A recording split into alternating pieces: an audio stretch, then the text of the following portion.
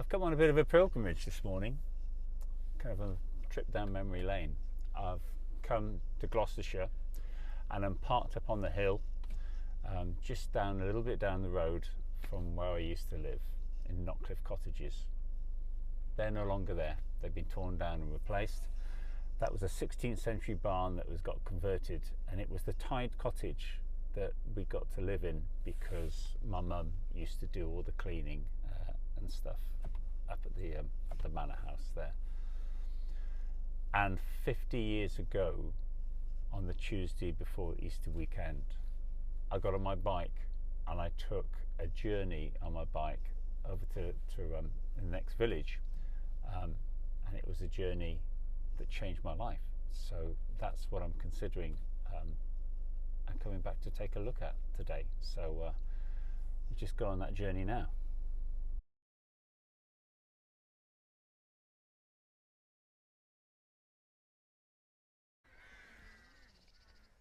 I'm sitting here under this Canadian redwood in this beautiful churchyard, just thinking about that year journey I had coming up to the time I got on my bike and visited here.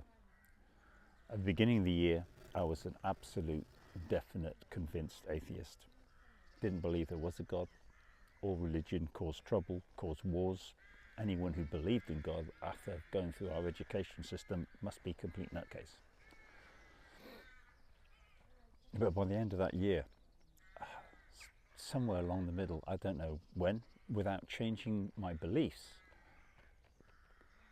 I knew that there was a God. I just knew he existed, and I don't know how I got to that place because my thinking hadn't changed. And so there's a long time of struggle, wrestling with things. And by the time I got on my bike and came here, I was convinced that God was real and that I wanted to have his involvement in my life, and that I knew to do that I had to make him boss. I had to do things his way. So I'd got this little prayer in my head that I'd kind of rehearsed as I was cycling over, and I knew what I was going to say, and basically those things: God, I know you're real, I want you in my life, and I know you're going to be boss.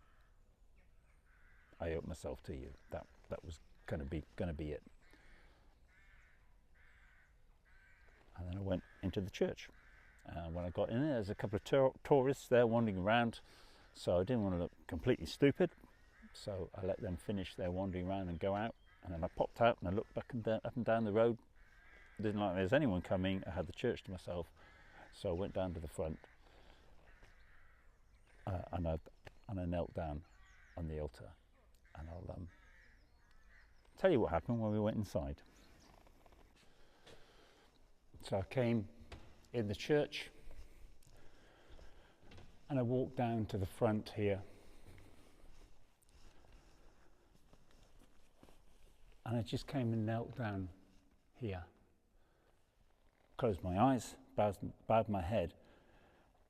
But instantly, before I got to start saying this prayer, I was suddenly aware of a presence coming through the roof. I just froze up, didn't pray anything, didn't say anything, and I just sat here. And all the time, somehow, and I don't know how, but I could sense something coming down through the scene, like a mist, like a cloud. And then it reached me, and the sense of the sensation just exploded. It was like something almost like physically went through me. And in that moment, I knew absolutely, without any shadow of a doubt, that God was real. And it's like I was dropped in his heart, and I knew what he was like.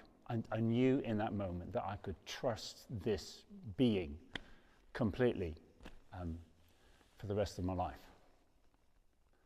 And so 50 years on, at 65, I've done that. I had a blip, kind of in the middle somewhere where I nearly lost my faith. But whenever things are tough and whether he seems far away, I just remember this moment and other moments. We've probably got about half a dozen through my life where he's met me in such a real and profound way. And sometimes I just sit there, things are difficult, and I remember when I've been touched by this God who is so full of love and care, and just is absolutely incredible. And then I get up and go on again. But I don't obviously put many, in fact I haven't put any posts on about my faith, but just this one on this 50th anniversary of the first time that my heart met God's heart, and it's never been the same since.